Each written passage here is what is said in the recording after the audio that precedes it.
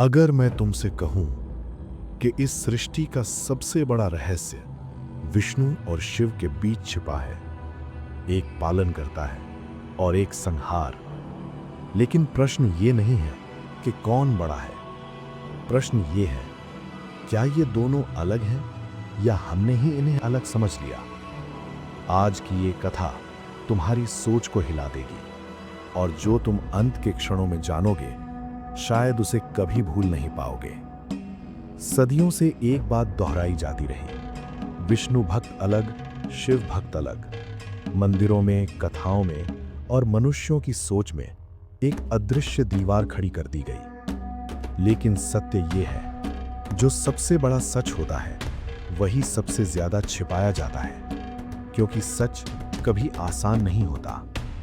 शिव केवल विनाश नहीं है, शिव का अर्थ है जो पुराना है उसे तोड़ देना ताकि नया जन्म ले सके। शिव का त्रिनेत्र क्रोध नहीं है, वो ज्ञान का प्रकाश है। और शिव का तांडव विनाश नहीं, संतुलन है, क्योंकि बिना संतुलन के कोई भी सृष्टि जीवित नहीं रह सकती।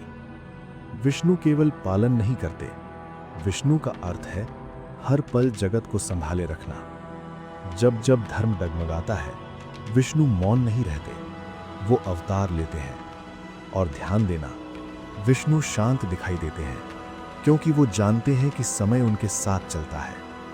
जरा सोचो, यदि शिव केवल विनाश होते तो विष्णु किसका पालन करते, और यदि विष्णु केवल पालन होते तो शिव का विनाश किस उद्देश्य का होता। सत्य ये है, विनाश के बिना पालन संभव नहीं और पालन के बिना विनाश निरर्थक है।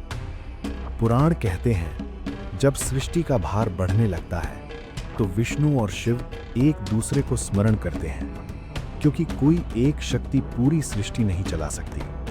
यहीं से एक सत्य उभरता है, विष्णु के बिना शिव अधूरे हैं और शिव के बिना विष्णु असंतुलित। अर्धनारीश्वर केवल रूप नहीं है, वो संदेश है कि एक ही सत्य के अनेक स्वरूप हो सकते हैं। कहीं वही चेतना विष्णु बनकर संसार को संभालती है और कहीं वही चेतना शिव बनकर ध्यान में स्थित रहती है। नाम अलग हो सकते हैं, कार्य अलग हो सकते हैं, पर चेतना सिर्फ एक होती है। महाभारत में कृष्ण ने अर्जुन को मार्ग दिखाया, शस्त्र दिए, लेकिन उन शस्त्रों की शक्ति शिव के आशीर्वाद से पूर्ण हुई। इसका अर्थ स्पष्ट है, युद्ध विष्णु की नीति से जीता जाता है, लेकिन शक्ति शिव प्रदान करते हैं। कुछ लोग कहते हैं शिव महान है, विष्णु सर्वोच्च है, लेकिन सच्चाई ये है, भगवान कभी एक दूसरे से प्रतिस्पर्धा नहीं करते।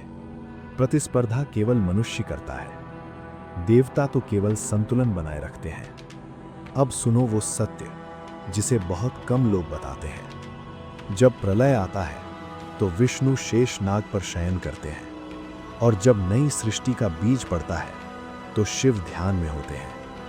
अर्थ ये है, विनाश के बाद भी विष्णु रहते हैं और सृष्टि से पहले भी शिव रहते हैं। यही है अनंत चक्र। मनुष्य ने क्या किया, उसने भगवान को बांट दिया नाम के आधार पर, जबकि भगवान ने खुद को कभी अलग नहीं किया। वो आज भी हमसे पूछते हैं, तुम धर्म चाहते हो या केवल अपना अहंकार।